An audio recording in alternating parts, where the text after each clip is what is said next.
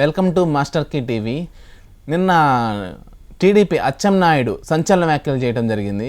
అది ఏ విధంగా ఏంటి ఎలా జరుగుతుంది అనేది ఒకసారి సీనియర్ జర్నలిస్టు శ్రీనివాస్ వాలి గారికి తెలుసుకుందాం. శ్రీనివాస్ గారు చెప్పండి, అసలుకి ఏంటి అంటే అచ్చెన్నాయుడు వ్యాఖ్యల వెనుక ఏమన్నా రహస్యం దాగి ఉందంటారా? ఏంటి అసలుకి? యాక్చువల్గా అది కొద్దిగా చేయకూడని వ్యాఖ్యలే అని చెప్పొచ్చు. కాకపోతే ఏంటంటే అధికారంలోకి 5 సంవత్సరాల్లో అంటే మీరు చూసుంటారు అచ్చెన్నాయుడు కూడా అరెస్ట్ అయ్యారు. అవును.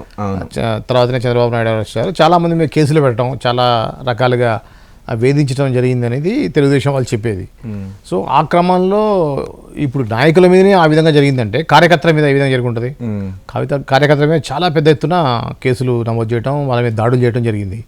సో కార్యకర్తల్ని ఉత్తేజపరచడానికి అన్న వ్యాఖ్యలుగా చూడాలి. అది మరీ ఘోరంగా చేశాడు కదండి. అంటే మన పార్టీ కార్యకర్తలు ఎవరైతే ఉన్నారో వాళ్ళు ఏదన్నా పనులు కావాలంటే మెడలో పసుపు బిల్లలు వేసుకొని వెళ్ళండి, ఏదైనా పని వద్దు, మీకు కుర్చీ వేసి మరీ టీ ఇచ్చి మరీ పనులు చేస్తారు అనే విధంగా మాట్లాడాడు. అంటే అది మరీ ఘోరంగా ఉందంటారా? సామాన్య ప్రజలు కొద్దిగా ఇబ్బందికరంగానే ఉంటుంది. అంటే ఆ పార్టీ వాళ్ళు తప్పించి మిగతా వాళ్ళు ప్రజలు కాదా?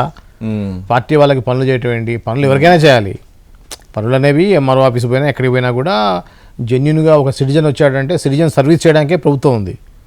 సో అలాంటిది తెలుగుదేశం పార్టీ కార్యకర్త వెళ్తే కుర్చీ వేసి కూర్చోబెట్టి టీ తాగిపించి పని చేస్తారు అని అంటాం కొద్దిగా సామాన్య ప్రజలకు ఇబ్బందికరంగానే ఉంటుంది. అటువంటి వ్యాఖ్యలు చేయకూడదు. నాయకులకు కూడా ఏంటంటే ఈ తెలుగుదేశం వాళ్ళు అత్యుత్సాహంతో ఉన్నారేమో అనిపిస్తుంది. ఉత్సాహం ఎక్కువైపోయి ఏం మాట్లాడాలి ఏం మాట్లాడకూడదో తెలియకుండా మాట్లాడుతున్నట్టుగా అనిపిస్తూ ఉంది. ఎందుకంటే దీనివల్ల పార్టీకి డ్యామేజ్ అవుతుంది.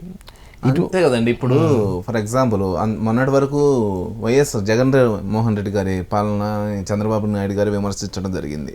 అదేవిధంగా ఇప్పుడు ఈ వ్యాఖ్యలు ఏంటంటే అదేవిధంగా టీడీపీ కూడా వెళ్తుందా అనే రీతిలో ఉంది.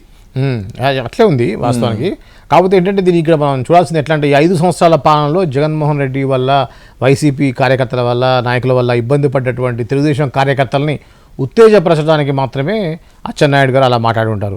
ఆయన ఓన్లీ ఎమ్మెల్యేనే కాదు, ఇప్పుడు మినిస్టర్ కూడా, అగ్రికల్చర్ మినిస్టరు. సో అతను అంతమంది కార్యకర్తను ఒకేసారి చూసేసరికి వాళ్ళకేదో ఉత్సాహపరచాలి అనే ఉద్దేశంతో మాట్లాడిన మాటలగానే తీసుకోవాలి. వాస్తవానికి అవి అయితే తప్పుడు మాటలు, తప్పుడు సంకేతాన్ని ఇస్తాయి. అదేవిధంగా వైసీపీ వాళ్ళు ఏ విధంగా అయితే తెలుగుదేశం వాళ్ళ మీద దాడులు చేశారో మేము కూడా మీ మీద దాడులు చేస్తాం అన్నట్టుగానే ఉంది.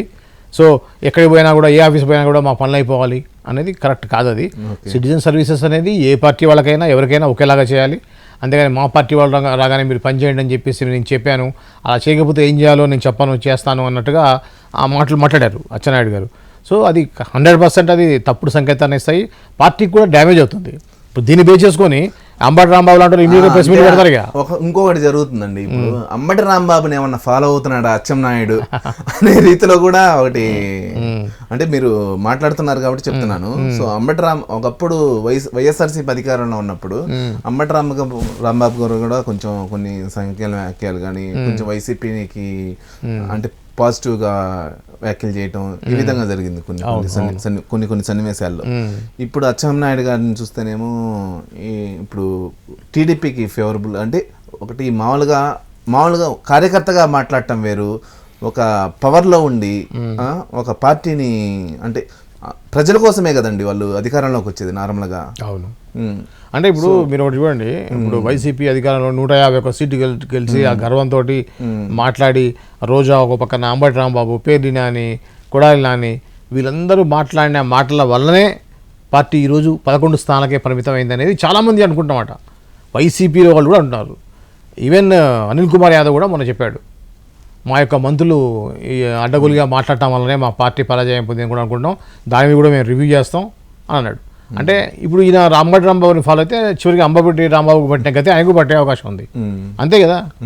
ఏదైనా ఇప్పుడు అధికారం ఉంది కదా, జనాలకి మనకి ఎక్కువ సీట్లు ఇచ్చారు, ఈ మెజార్టీలో గెలిపించారు అనేటువంటి విర్రవీగితే చివరికి వాళ్ళకు అదే గతి పట్టే అవకాశం 100% ఉంటుంది. కాబట్టి ఖచ్చితంగా జాగ్రత్తగా ఉండాలి. ఈ విషయం ఖచ్చితంగా చంద్రబాబు నాయుడు దృష్టికి వెళ్తుంది.